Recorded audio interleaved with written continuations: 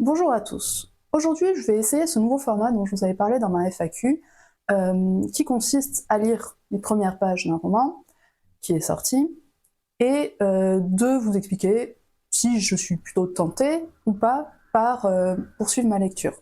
Avant de commencer, je dois déjà faire une mise en garde, parce que je sais que, là par exemple je vais m'attaquer à Funkinos, je sais que les personnes qui vont apprécier vont certainement trouver que le concept même de la vidéo est ridicule, puisque je ne lirai pas le livre en entier. Je sais que c'est un concept qui est peut-être un peu fumeux, mais d'un côté, c'est une vidéo plus, un modèle plus divertissant, et voilà quoi. Donc, petite mise en garde, il est possible que je me trompe, il est possible que les premières pages soient très mauvaises et que le reste du livre soit plutôt bon. Il est possible que je fasse des hypothèses sur la suite des événements ou des personnages et que je me trompe.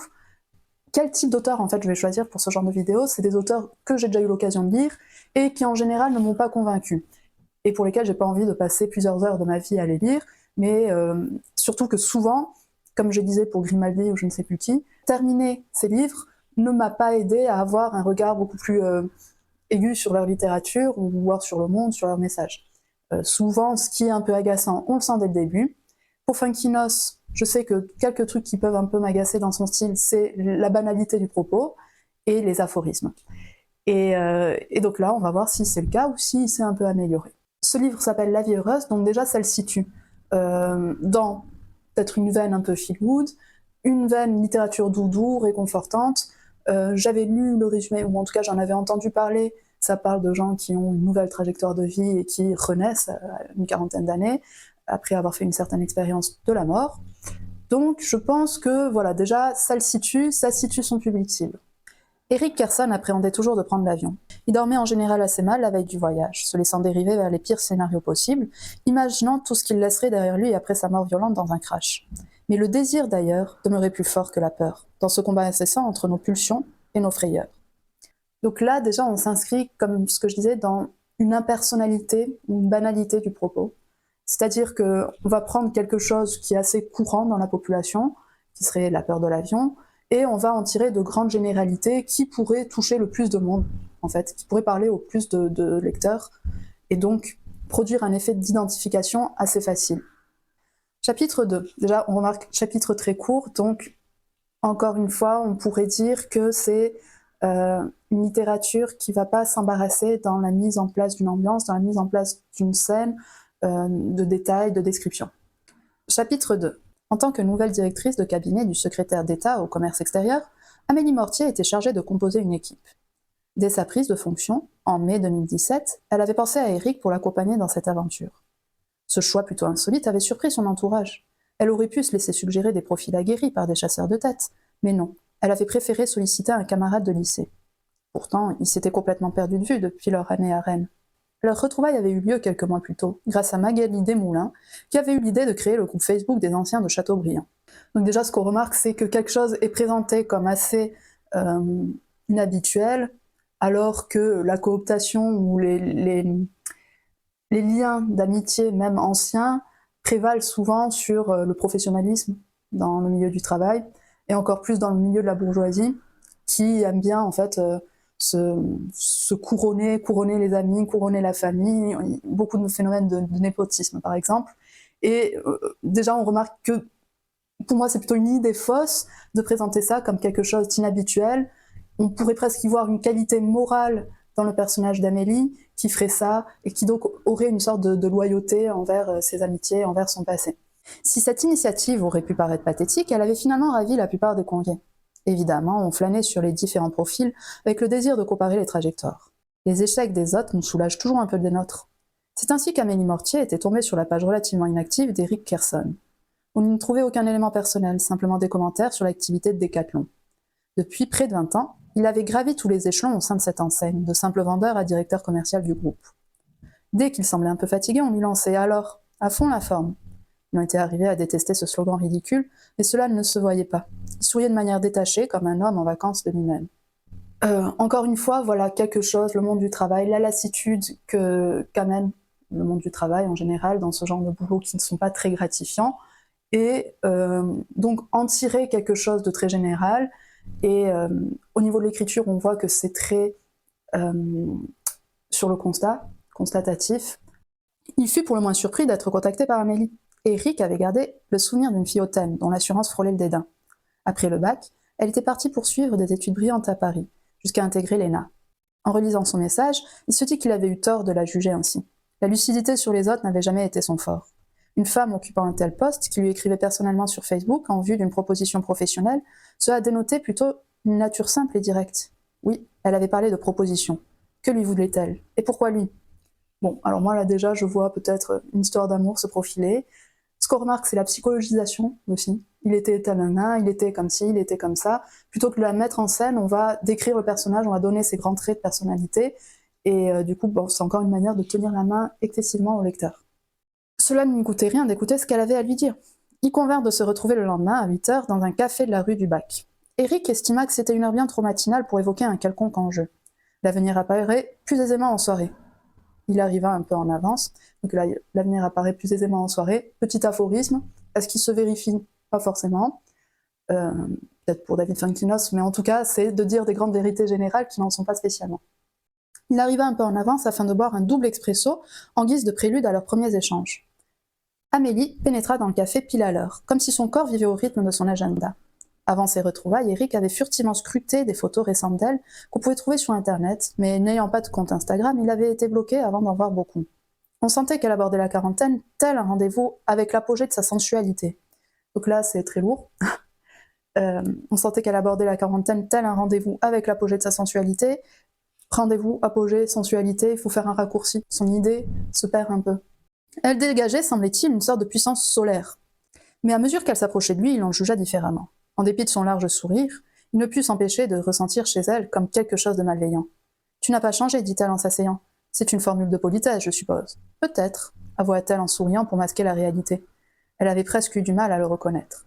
Là, on a l'impression qu'il s'excuse lui-même de faire preuve de banalité dans ses dialogues.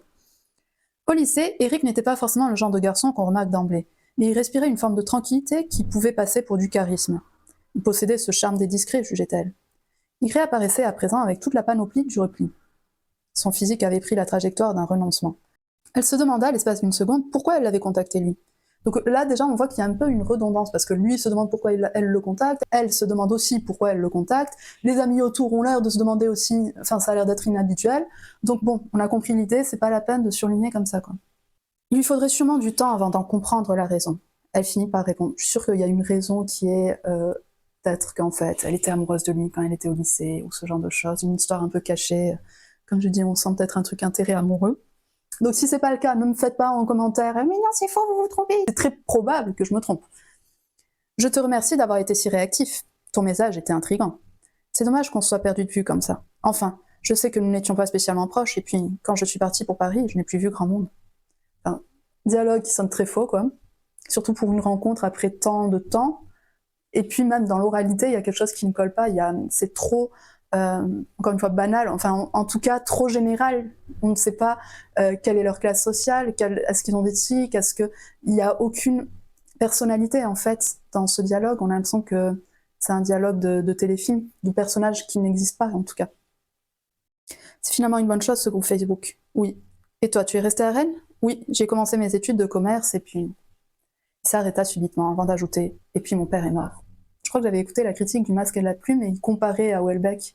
Et c'est vrai qu'on peut observer que déjà, leur situation sociale, et là le thème du père qui est mort, pourrait assimiler en tout cas l'intention, peut-être pas le résultat, mais en tout cas l'intention de Funkinos à une écriture peut-être plus, moins feel good justement, plus masculine, plus politique, mais se servir du politique comme un cadre assez dépolitisé peut-être. La crise de la trentaine Houellebecqienne un peu en retard, quoi. Visiblement, Amélie n'était pas au courant de ce qui s'était passé. Avant les réseaux sociaux, les tragédies se répandaient moins. Là, pareil, encore une fois, on dit un truc, une vérité, elle en est une, mais sauf que c'est tellement évident que ça ne sert à rien de le préciser, quoi. Bientôt, il nous dira « Oui, il était évident que le ciel était bleu et que quand il se couchait, il devenait un peu rouge. » Eric parvint à enchaîner et évoqua rapidement sa carrière. « C'est idiot, mais en voyant tout ce que tu as accompli, je n'ai pas pu m'empêcher d'éprouver une forme de fierté, » commenta Amélie. « Ah bon ? Oui, je sais pas, le côté breton solidaire. Je n'avais jamais vu les choses comme ça. Ce sont nos racines tout de même. Pourtant, Je n'y retourne pratiquement jamais, mes parents ont déménagé à Nice. J'adorerais qu'on me parle de nos souvenirs, mais comme tu peux l'imaginer, j'ai très peu de temps en ce moment. Il y a une telle énergie avec Macron, les gens attendent beaucoup. Il en allait toujours ainsi au début des mandats, songea Eric. Ce qui différencie les présidents, c'est le moment où surgit la désillusion. Amélie commanda un café qu'elle ne but pas. Elle en avait déjà avalé 3 depuis son réveil. Pour évoquer son parcours, elle partit dans un monologue qui est sûr rendre captivant. Elle maîtrisait à merveille la narration d'elle-même, mais il fallait vite aller à l'essentiel. Elle avait la charge de la constitution d'un pôle action qui devait tout à la fois partir à la conquête des marchés étrangers et faire de la France un pays attractif pour les investisseurs. Si les CV des technocrates s'empilaient sur son bureau, il lui semblait évident qu'elle devait faire appel à des compétences issues de ce qu'on appelait la société civile. Ok, donc on est face à un personnage macroniste. Lui était alors revenu en tête les images du profil Facebook d'Eric Kerson, on y revient encore et encore et encore, avec les quelques instantanés de sa réussite chez Decathlon. Elle avait également... Donc là, on est... Il n'y a pas le numéro de page parce que c'est sur Amazon, sur l'échantillon, si vous voulez voir. Et donc on voit que c'est déjà assez répétitif, on rappelle qu'il faisait partie de Decathlon, on rappelle encore une fois comment elle l'a recruté, comment elle a fait la chasseuse de tête, etc. Ouais, on avance, moi j'ai envie qu'on avance un peu plus, surtout que ce qui me fait rire, c'est que souvent ce genre de littérature est vu comme quelque chose d'assez efficace, et moi à chaque fois je me dis non, c'est souvent très redondant, très répétitif, la seule chose qui peut être qualifiée d'efficace c'est le style, parce qu'il est inexistant. Elle avait également lu une interview de lui dans Challenge dans laquelle il avait eu la délicatesse de ne pas trop tirer la couverture à lui.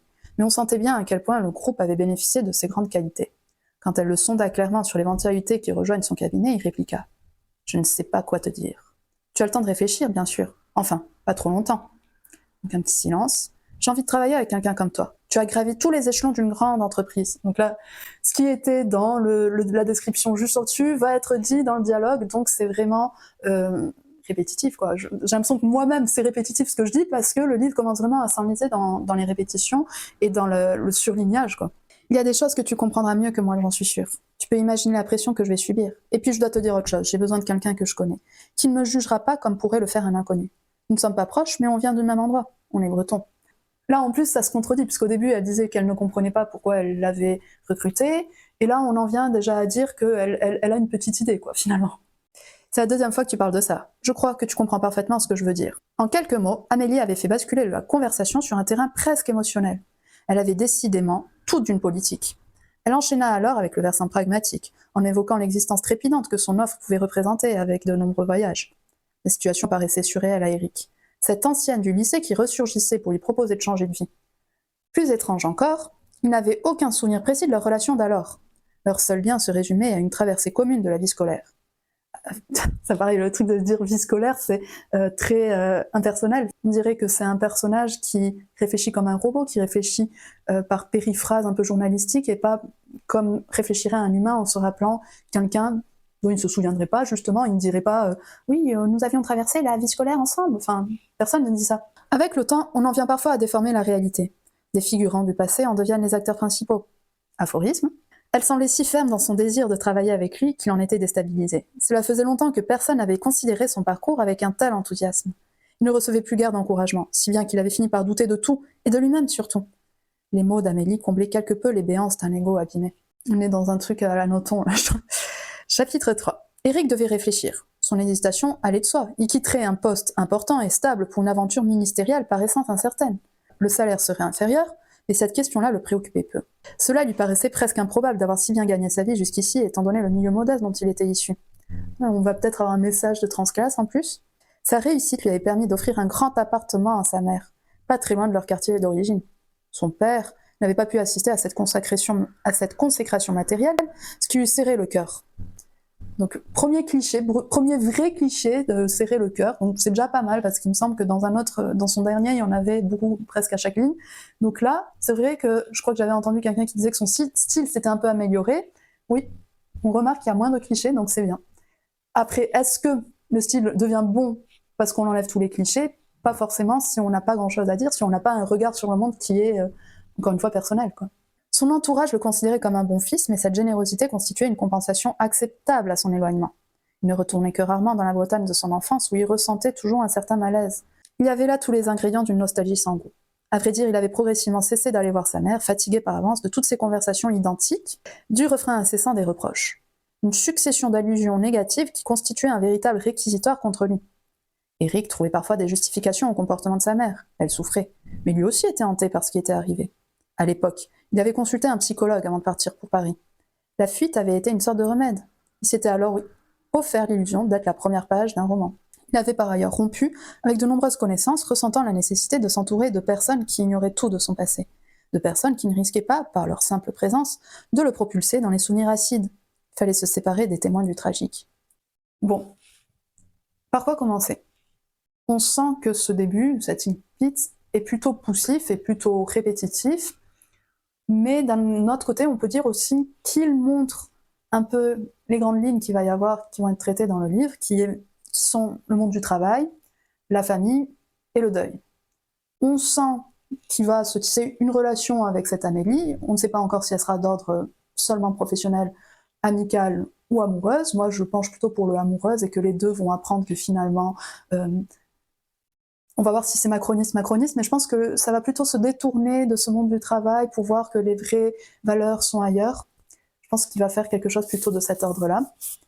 Ensuite, on voit la relation avec le passé, symbolisée par la mère, plutôt mal perçue par le personnage principal. Donc, on suppose qu'il y aura certainement, lors du livre, une réconciliation, et peut-être une grande discussion qui remettra à plat, où on découvrira exactement comment le père est mort, et pourquoi il y a une sorte de rancœur entre lui et sa mère.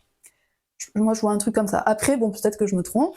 Ensuite, justement, les raisons pour lesquelles je ne le lirai pas sont assez simples. C'est pas qu'une question de style. Je sais qu'on va penser que souvent on critique la littérature feel good en disant, je crois que sur Le Masque et la Plume, il disait sujet, verbe, complément, en le comparant en plus à Houellebecq, alors qu'au niveau du style, c'est quand même assez différent. Que donc on dit souvent qu'un style simple, c'est de la paresse, qu'un style simple, c'est mauvais, c'est pour la ménagère, ce genre de choses, quoi. Moi, je pense qu'un style simple peut être vraiment poétique. Je pense qu'on peut utiliser la simplicité de certaines images qui nous viennent de manière spontanée, et justement, c'est encore une fois dans notre rapport au monde, notre rapport aux choses, notre manière de montrer le monde avec un regard qui parfois peut être un regard un peu simple, mais que c'est comme ça qu'on fait la bonne littérature, en fait. Sauf que Funkinos, ce n'est pas la simplicité de ces phrases qui pose problème, selon moi, mais plutôt la banalité du propos. Alors bien sûr, la forme et le fond s'ajustent avec lui, mais je pense que son style ne me poserait pas problème si, derrière, il essayait de dire des choses un peu plus précises sur ce qu'il essaye de décrire. Par exemple, quand on pense au monde du travail ministériel et tout ça, ouais, enfin, il fait juste une petite phrase pour montrer que elle avait des dossiers sur son bureau. Moi, j'aimerais bien voir exactement ce que c'est que la vie d'un ministre, par exemple. Si je lis ce genre de livre, je veux voir dans les faits. Quelle sorte d'agenda elle a, par exemple, de quelle couleur il est. Est-ce qu'elle utilise des post-it? Est-ce qu'elle en utilise pas? Est-ce qu'elle est sur un Mac? Ou sur un... Enfin, vous voyez quoi, c'est de la précision, et c'est de mettre vraiment du réalisme dans son texte, quoi. Sauf que là, non, on reste dans les grandes lignes, on reste dans les contours, et on se mouille pas pour, je suppose, plaire au plus grand nombre. Donc, c'est pour ça que le côté macroniste qui me fait rire au moment de ma lecture, je pense qu'il va aller au-delà, parce que c'est peut-être pas de super bon ton de nos jours d'aimer Macron ou de le louer. Enfin, j'espère qu'il va pas aller jusqu'à vraiment faire ça, quoi. Sinon, ce serait un peu abusé quand même. Ça me paraît plutôt de mauvais goût. Mais bon, disons que même s'il décidait de le faire, je suis sûre qu'il le ferait pas super bien, parce que je ne crois pas qu'il se renseignerait sur leur manière à eux aussi de fonctionner, quoi. C'est qui porte la culotte à l'Élysée, c'est qui la porte à Matignon, enfin, ce genre de choses, quoi. Donc, je sens que le côté politique va certainement faire pchit, et en tout cas ne va servir que de prétexte à un message plus développement personnel, plus retrouvons le goût des choses simples, Erta, quoi. Voilà mon avis. J'espère que ce format vous a plu. Si vous voulez que je lise le début d'un livre qui vous paraît plutôt... Enfin, pour vous marrer, quoi, vous me le dites en commentaire. Voilà. Dites-moi aussi si ça vous a plu, si ça vous convient comme format. Je vous remercie de m'avoir regardé, et je vous dis à très bientôt.